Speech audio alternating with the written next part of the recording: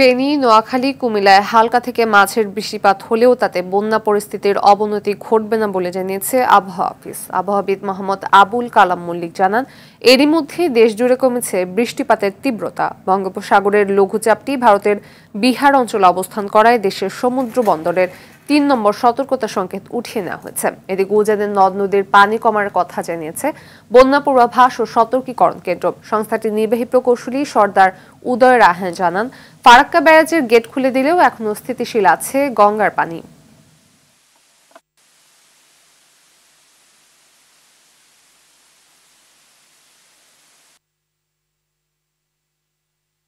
যে আগামী 4 থেকে 5 দিন পর্যন্ত গঙ্গা নদীর পানি সমতল দেশের অভ্যন্তরে একটা স্থিতিশীল পর্যায়ে থাকার সম্ভাবনা রয়েছে এবং ইতিমধ্যে গঙ্গা নদীর পানি বিপদসীমার 1.5 থেকে 2 মিটার নিচে প্রবাহিত হচ্ছে।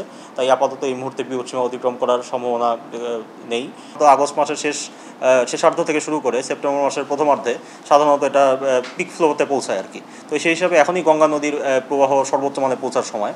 তো এই সময়টাতে সাধারণত স্বাভাবিকভাবে মানে গেট মানে আর কি ওপেন থাকাটা স্বাভাবিক আমরা বলতে পারি। উজানের বৃষ্টির পানি পাহাড়ি ঢলাকারে যে এসে বন্যা পরিস্থিতির অবনতি করবে তার সম্ভাবনাও কিছুটা কমে গেছে, স্থানীয় বৃষ্টিপাতের সম্ভাবনাও কিছুটা কমে গেছে।